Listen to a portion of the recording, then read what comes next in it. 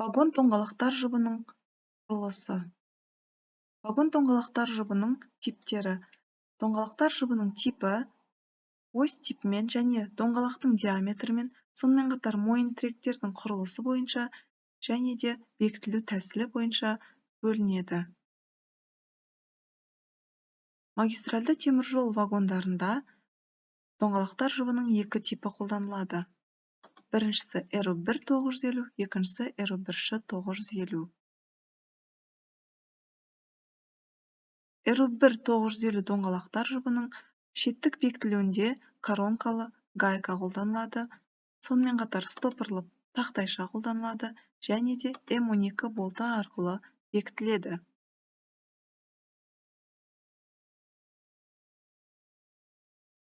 РУ1 950 типті доңғалақтар жұбында шеттік бекітілу ретінде шайба қолданылады. Ол шайбада 3 немесе 4 ойық болады және ол М20 болтымен бекітіледі. Ось классификациясы. Ось дегеніміз доңғалақтар жұбының доңғалақ бекітілетін бөлігі болып табылады. Ось бірнеше сипаттамалар бойынша бөлінеді, яғни негізгі элементтерінің өлшемдері бойынша, сонымен қатар ось мойыншасының формасы бойынша бөлінеді. Вагон осьтерінің элементтері. Вагон осьтері негізі 4 бөліктен тұрады. 2 мойыншадан, 2 күпшек асты алдынан, 2 күпшек астынан және ортаңғы бөліктен тұрады.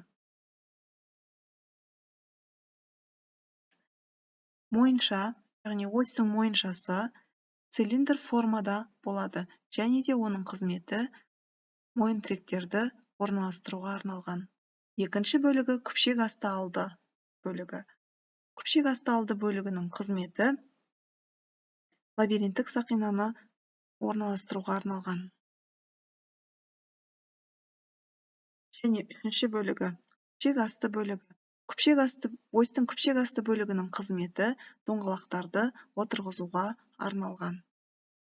Және төртінші бөлігі ортаңғы бөлігі болып табылады.